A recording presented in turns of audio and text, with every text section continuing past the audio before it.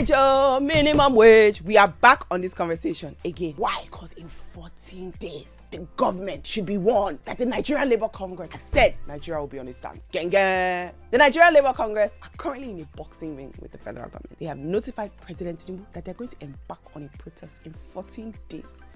Since the federal government has refused to honor their own side of the deal. So we all know that the NLC and the federal government, they've been dragging this case since 2023. They're having disagreements, agreements, closed-door meetings, open-door meetings, all of them. Why? Because we're trying to figure out what should the minimum wage of this country be.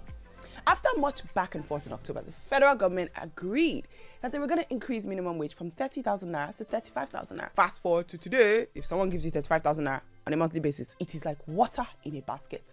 It's gone. Look, it's magic.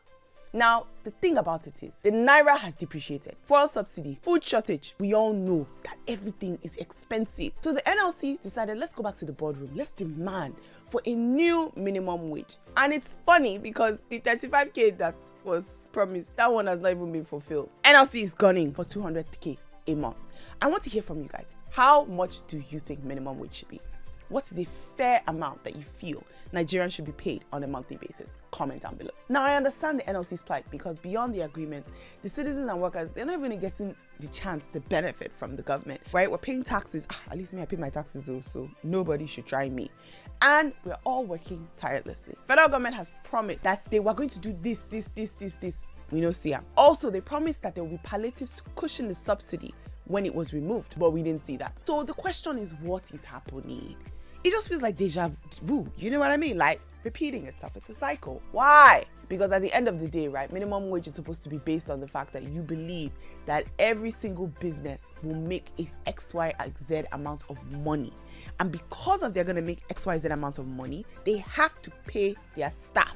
They have to pay labor, the people that work for them, a specific amount of money. And this is very common. Every single country has this. Problem is, in Nigeria, there's so many businesses. This is the problem, right? Because when you have businesses that don't have proper structures, they don't have proper, setup status, they don't have even the support, the financial support from the government, you can't demand those businesses to pay a specific amount of money. Why? Because the business is like, where I go see 200K to pay one staff?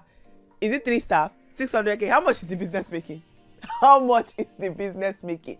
Because let's not lie, everyone in Nigeria is an entrepreneur, right? And legally, if someone hires someone and they say you work for my business and let's say minimum wage is 200K, but they're not paying them that, they can take their employer to court. So I want the Nigerian Labour Congress to be very smart about the request that they're asking. I'm not saying 35K should be allowed, but I am saying that they need to ask for requests that make sense based on the country we live in. A lot of businesses abroad, they can ask for minimum wage on a specific amount because there's government support in a lot of these businesses. And there's an expectation that this is exactly how much you're going to make in a month. Minimum, which is why it's called minimum wage, right? You cannot pay your staff less than that because the business is not going to make less than that. So the NLC, on the other hand, though, the thing is, a lot of us don't really trust them. Because NLC, the reason why we're here where we are is because they've never really done what they should do for the people. It always feels like, if anybody remembers Occupy Nigeria, you will never forget that the NLC was the one that negotiated the terms. And